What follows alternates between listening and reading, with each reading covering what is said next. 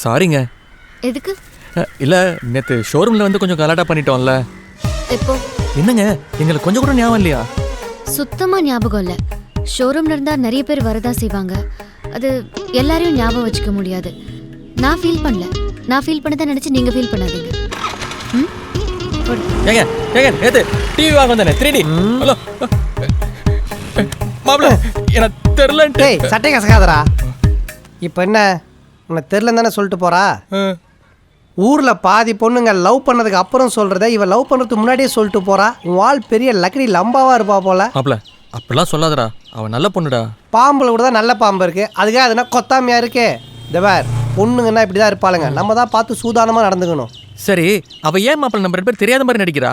எப்போ ஒரு பொண்ணு தெரிஞ்சுக்கிட்டு தெரியாத மாதிரி நடிக்கிறாளோ, பார்த்துட்டு பார்க்காத மாதிரி இருக்காளோ, அப்போவே அவள் பயப்பட ஆரம்பிச்சிட்டான்னு அர்த்தம். அப்படின்ற? அப்படிதான். எங்க உன்னை லவ் பண்ணிடுவோமான்னு பயப்படுறா மாப்பிள. இப்போ என்னடா பண்ணலாம்? பொண்ணுங்களை கரெக்ட் பண்ண நம்ம காக்ரோச் தியரி தான் ஃபாலோ பண்ணோம். காக்ரோச்சா? யூ மீன் கரப்பாம்பூச்சி? எஸ், கரப்பாம்பூச்சி என்ன பண்ணோம்? நம்ம எவ்வளோ துரத்தி விட்டாலும் திரும்பி வரும். அதே தான் நீயும் பண்ணணும். To be continue.